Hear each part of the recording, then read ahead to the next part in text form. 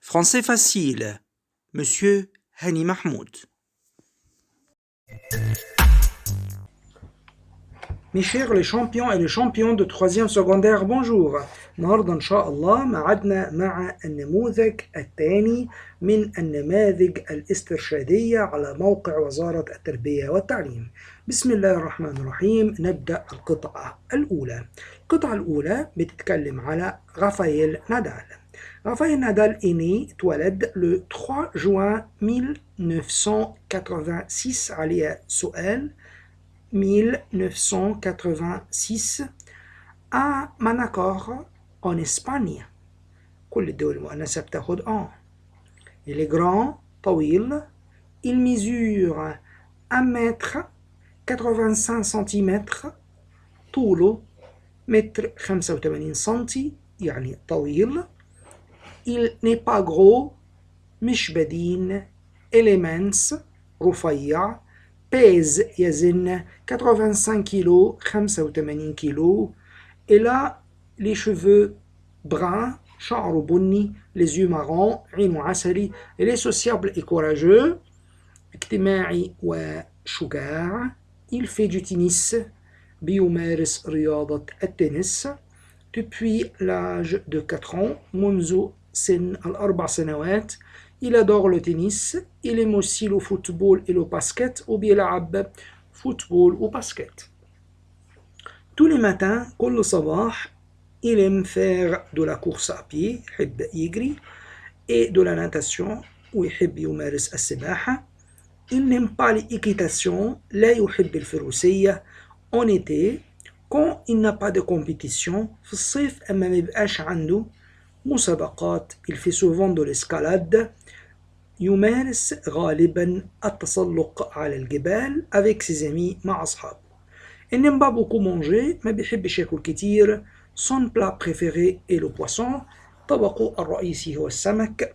il aime les couleurs orange et rouge, بيحب الألوان البرتقالي والأحمر. رافائيل نادال est devenu le grand champion olympique, أصبح بطل أولمبي دو تنس للتنس سنة 2008. ملحوظة قبل أن نبدأ, ما تنساش إن هو هنا استخدم مع تنس, استخدم فعل فاغ il fait du tennis, وده بيدل أنه يمارس باحترافية لعبة التنس. لو هو بيمارسه ممارسة عادية كان استخدم فعل jouer. احنا عارفين أن jouer مع الألعاب اللي بتلعب بكرة, ولكن يمكن أن أستخدم فاغ مع الممارسة الاحترافية, زي ما أقول لك محمد صلاح في du football. نبدأ بالسؤال الأول. رافائيل نادال إيه, فرنسي ولا اسبانيول ولا أنجلي؟ طبعا هو مولود في إسبانيا, يبقى أكيد أنا هقول إنه هو برافو اسبانيول. السؤال الثاني. رافائيل نادال إني اتولد؟ احنا اتفقنا فوق أنه مولود سنة 1986. كيف تقال 1986؟ فكرة من أفكار الثانوية العامة, يبقى كده أقول 1986. إيه الفكرة دي يا مسيو؟ إن هو فوق يجيب لي السنة بالأرقام, وتحت يسألني عليها بالحروف. رافائيل نادال إيه؟ وصفه إيه؟ إحنا اتفقنا إن هو رياضي, وهو طويل ورفيع. فوق في القطعة لازم كل شوية أرجع للقطعة. إحنا قلنا إن هو جران يعني طويل, طوله 185 سنتي, وما هواش جرو, ما هواش بدين, وهو مانس وهو رفيع.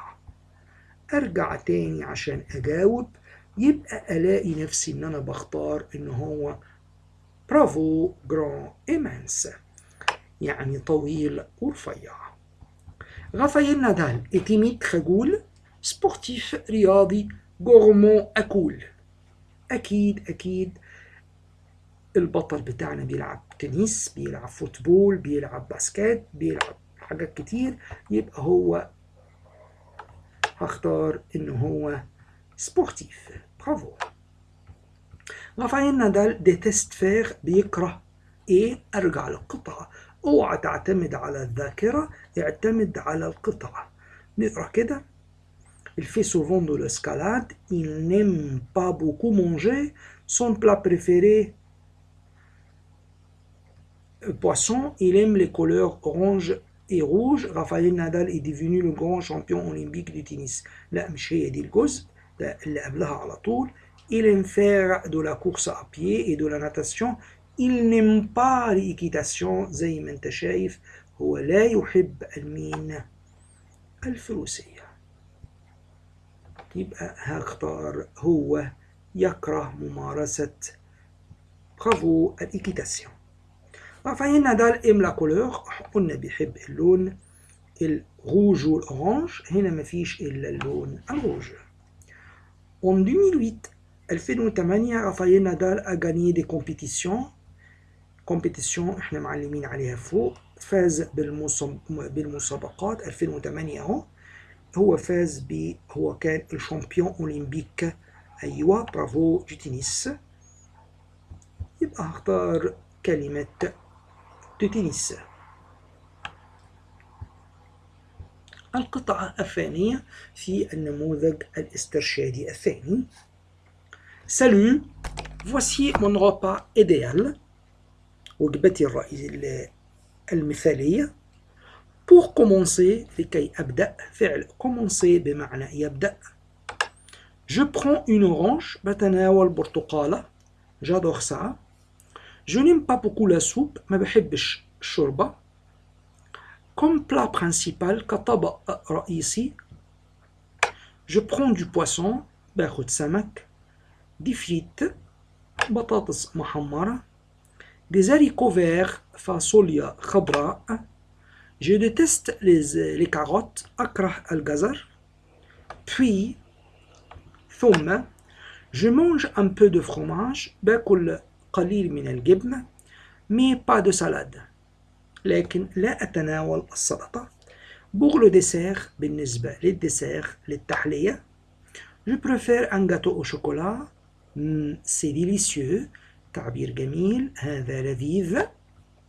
Comme boisson وكمشروب je prends un coca، بتناول الكوكا. Je te conseille de manger un repas équilibré. ده expression موجود في كتاب المدرسة. repas équilibré بمعنى وجبة متوازنة. pour être en bonne santé، لكي تكون في صحة جيدة. بسم الله نبدأ الإجابات. القطعة الثانية إجابتها بتبقى vrai ou faux، صح أم خطأ. ميشيل décrit son repas préféré، بيصف وجبته المفضلة. أما أعتقد أن الإجابة أيوة زي ما قلته vrai. ميشيل adore manger les oranges، بيعشق البرتقال. لا أعتمد على الذاكرة، هو بيقول لك أنا بتناول une orange. j'adore ça، وأنا بحب ده، يعني بيحب البرتقال. يبقى أيوة هو بيحب ياكل les oranges. ميشيل prend du poulet comme plat principal، بيتناول البولي، بيتناول الفراخ. احنا اتفقنا ان الطبق الرئيسي اللي تناوله ميشيل هو ايوه برافو، قال لك comme plat principal، كطبق رئيسي. je prends du poisson، بتناول السمك. يبقى اكيد هختار ان هو تناول فراخ كطبق رئيسي. اقول فوق. خطأ.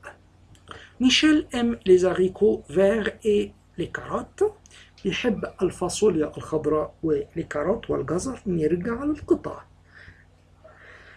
هو بيقول je prends du poisson et des frites et d'haricots verts، وبيتناول الفاصوليا الخضراء، ولكنه يكره المين؟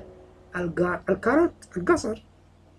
هنا بيقول لك هو بيحب الأريكو والجزر، يبقى الإجابة برافو فوق. Comme dessert il préfère le gâteau au chocolat. بيتناول الجاتو بالشوكولاتة كوم ديسير كحلو. نشوف كده كوم ديسير جو بريفير ان جاتو او شوكولا. أيوة طبعا صح، يبقى هقول إن الجملة إن شاء الله فري. ميشيل ديتست الكوكا، بيكره الكوكا. ما تعتمدش على الذاكرة، بص تاني على القطعة، هو بيقول لك أنا أتناول الكوكا أهي، يبقى هقول أن الإجابة خاطئة لأن هو بيتناول الكوكا، يبقى إزاي بيكرهها؟ Un ami vous demande où vous allez pour faire les courses. Faire les courses تعبير جاء في المنهج بتاعنا معناه يتسوق المواد الغذائية. يبقى الإجابة هي زو جاردان سوبر مارشي. برافو، بأتسوق المواد الغذائية من السوبر مارشي. Pour donner un conseil à votre équipe. تدي conseil، كلمة دي عايزك تحفظها قبل الامتحانات. تدي نصيحة للإكيب، لفريق. هتقول لو فوتبول اي ما باسيون. كلمة مهمة، هل هي هوايتي ولا جوي بيان العبوا كويس ولا نو غاني با لو ماتش لا تفوزوا بالمباراة؟ أكيد حضرتك هتختار لي جوي بيان. يعني جوي بيان العبوا جيدا، عشان دي نصيحة.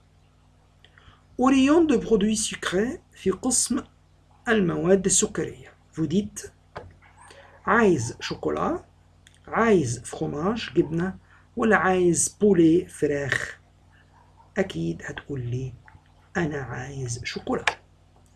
لا تنسى عزيزي الطالب عزيزتي الطالبة أن جو فودغي معناها أنا أريد بصيغة احترام اللي هي جو فودغي. Vous demandez à votre ami pourquoi il aime aller à la campagne. بتسأل صاحبك لماذا هو يحب أن يذهب إلى الريف. هو يقول لازم أقارن ما بين بداية الموقف ونهاية الموقف. أنت تسأل، هو يجيب parce que l'air n'est pas pur.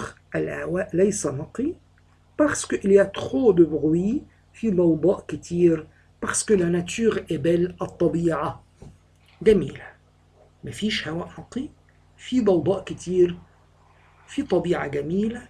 أنا بحب الريف عشان في طبيعة جميلة. Un ami vous demande quel moyen de transport vous préférez. أي وسيلة مواصلات بتحبها. moyen de transport الوحدة اللي إن شاء الله اتلغت السنة دي 2020. يا ترى وسيلة مواصلات اختار لو سبور ولا لو بوس ولا لو تروتوار؟ سبور الرياضة، لو بوس مش محتاجة ترجمة، لو تروتوار يعني الرصيف، مفيش إلا لو بوس. طبعا ده نموذج سهل في منتهى السهولة، ولكن الطلبة أعزائي طلبوا مني أن أنا أحله لهم، فأنا بألبي طلبهم. Vous acceptez l'invitation de votre ami. بتقبل دعوة صديق. هتقول très bonne idée. فكرة جيدة. désolé آسف j'en suis pas d'accord أنا مش موافق. برافو، هتقول له très bonne idée فكرة جيدة. à la pharmacie في الصيدلية le pharmacien veut dire. الصيدلي هيقول لك voilà le médicament. الميديكامون يعني الدواء، كلمة مهمة.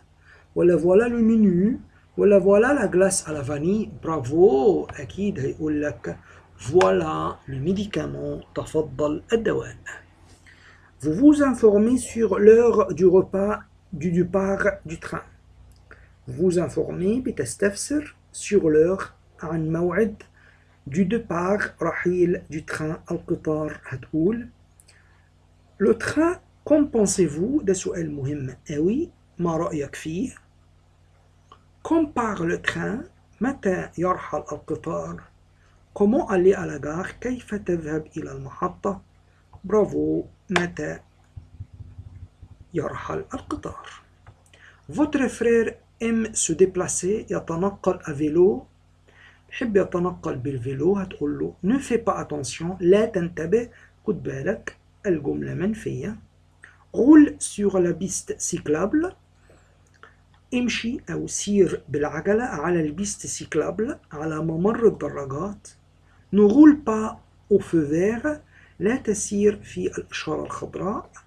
أكيد أنت عرفت إنها تقول له امشي على ممر الدراجات. Un ami vous demande ce que vous faites à la campagne. ماذا تفعل في الريف؟ هتقول له à la campagne il y a beaucoup d'insectes في حشرات كتير.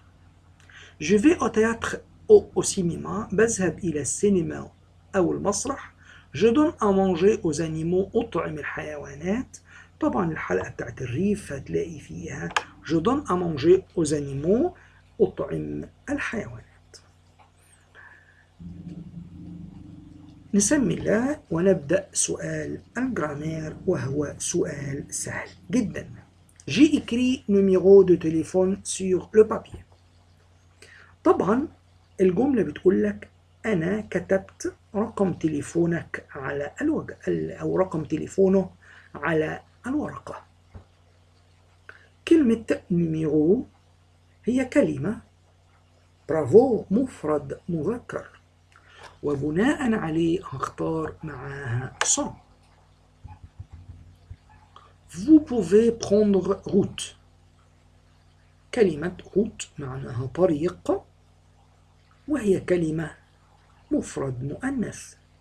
لا تنسى أن سو مع المفرد المذكر المبدوء بساكن، ست مفرد مذكر مبدوء بمتحرك، وست مع المؤنث. وروت معناها طريق وهي كلمة مؤنثة، يبقى هقول برافو ست. Elle a mal au ventre، عندها ألم في بطنها. Elle doit aller chez le médecin، تذهب إلى الطبيب. Oui elle doit aller. طبعا احنا قلنا في الوحدة اللي اتلغت قبل كده chez le médecin، chez وما يليها من اسم بيتشالوا على بعضهم وبحل محلهم بالضمير برافو إيجريك. والسنة دي الإيجريك مش هنشوفها في الامتحان. Tu vois encore نعمل عليها علامة. ton ami français، ما زلت بترى صاحبك الفرنسي. أكيد إحنا حافظين في حلقة النفي أن encore نفيها برافو بلو، يبقى تقول non je ne vois plus، لم أعد أرى mon ami français. encore معناها لا يزال وبلو لم أعد. photo vous allez choisir، photo صور وهي كلمة مؤنثة، وهنا جمع يبقى اختار جمع المؤنث، اختار كل. j'aime bien voyager train، الوحدة اللي اتلغت بس الدرس ده عندي من تانية ثانوي. وسائل المواصلات المغطاة اللي مفيش قبلها أي محدد برافو بختار معاها ممتاز. hier أليكس وأندري الوحدة الثالثة نقط تاخ، عايز أقول وصلوا متأخر.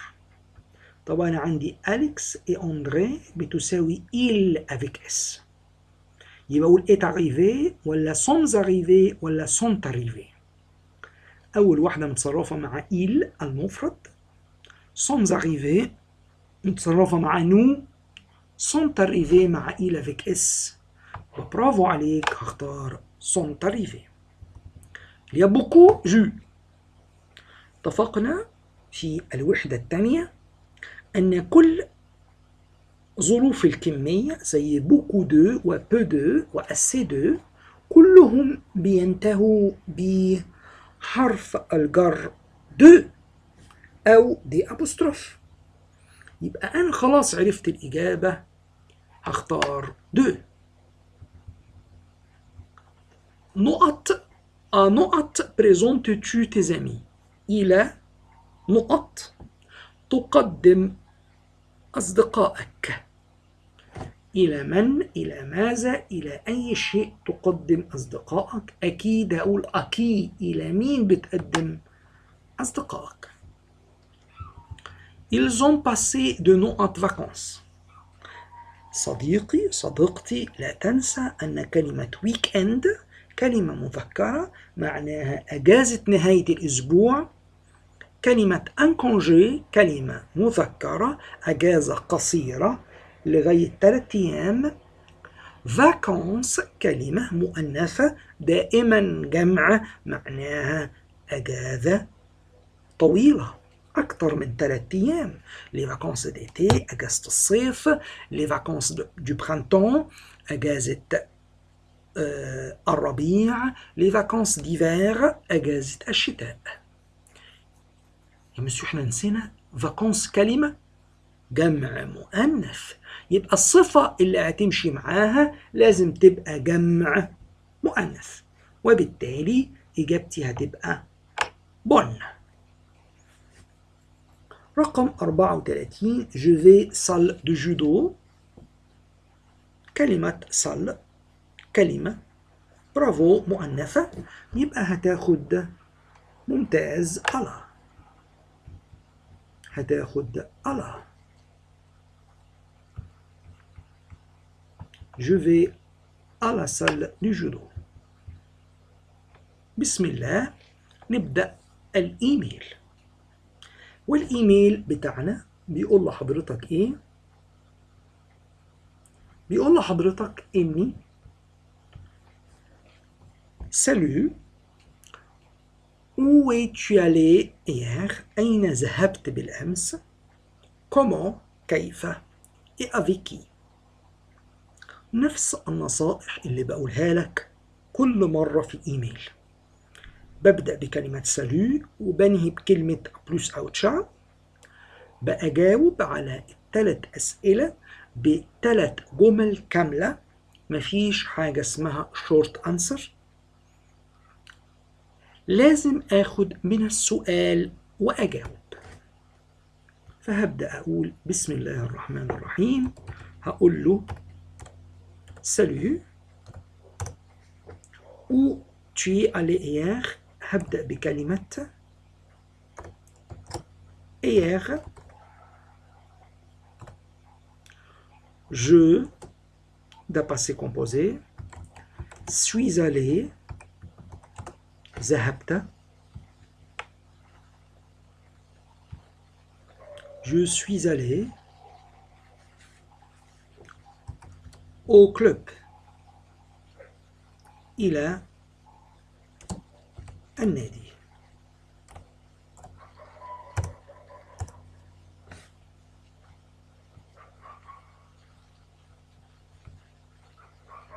وهبدأ أقول الجملة الثانية comment. تقوم قايل je suis allé أنا ذهبت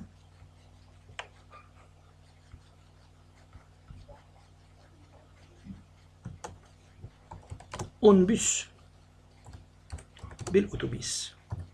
avec qui هتقول avec ma famille مع عائلتي. وهتنهي بكلمة a plus إلى اللقاء.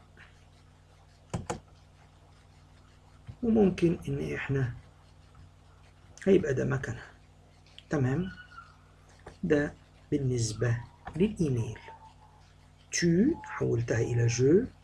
verbe être مع je بقى suis، يبقى je suis allé au club ده المكان. comment كيف je suis allé en bus مع مين؟ avec ma famille و a plus. إلى اللقاء. ناخد الموضوع الأولاني.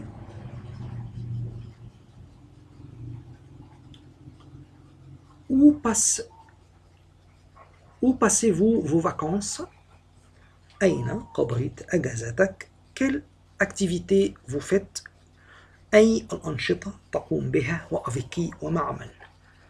مستخدما كلمة voyage voyager يسافر intéressant ممتع le temps الطقس.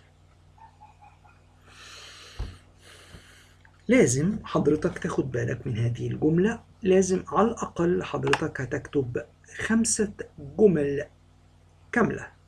écrivez 5 phrases. زي ما احنا متعودين أنا باخد من رأس السؤال. لازم قبل ما أبدأ الموضوع أحدد الزمن اللي أنا إن شاء الله هكتب فيه. هنا مديني كل الأفعال في البريزون، يبقى أنا هكتب في البريزون. السؤال الأولاني أين قضيت أجازتك؟ هتقول قايل je passe mes vacances. قلنا إن هي دائما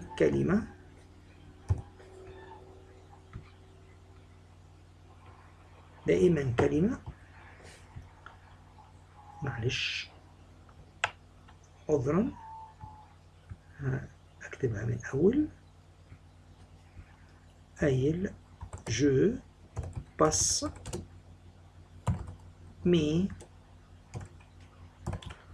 vacances كلمة جمع مؤنث à la campagne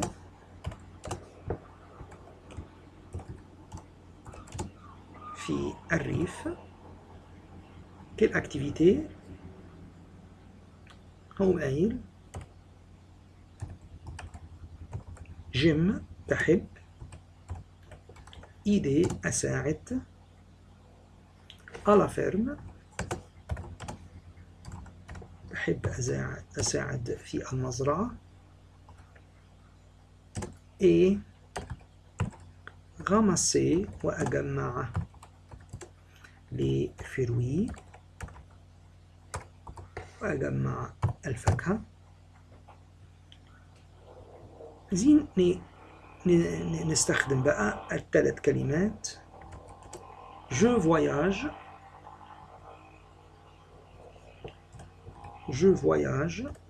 أنا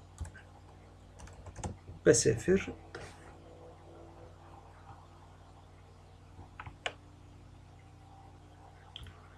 je voyage en voiture بالسيارة. بعد كده intéressant ممكن أقوم قايل mon séjour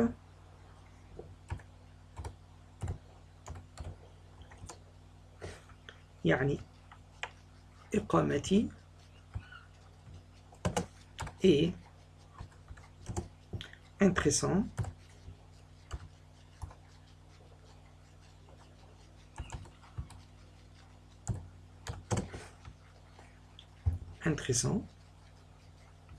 إقامتي كانت ممتعة intéressant. بعد كده أبدأ أتحدث عن الطون. le temps الطقس est agréable الطقس est agréable يعني الطقس رائع. بعد كده هقوم قايل la compagnie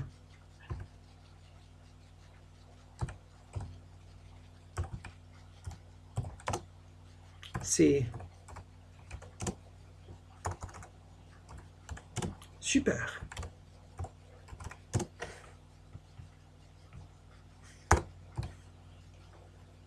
Je passe mes vacances à la campagne.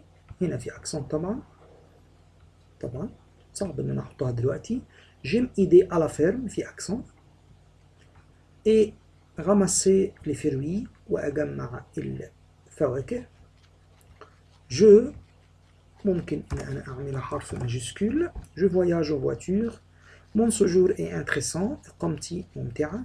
le temps est agréable الطقس رائع. la compagnie c'est super ويبقى كده أنا كتبت ال5 جمل المطلوبة مني. أنا مش هتحدث عن الموضوع الثاني لأني بيتحدث عن الوحدة الأخيرة. كده أعزائي الطلبة، عزيزاتي الطالبات، يبقى انتهينا من النموذج الثاني الوارد على موقع وزارة التربية والتعليم لسنة 2020. أستودعكم الله، وإن شاء الله تقضوا فترة جميلة الشهر اللي ناقص لنا. طبعا أنا برحب بأي أسئلة حضرتك هتبعتها على الواتس، حل وابعت لي وبصحح لك. وربنا معاكم إن شاء الله، وإن شاء الله منتظرين منكم أحسن النتائج.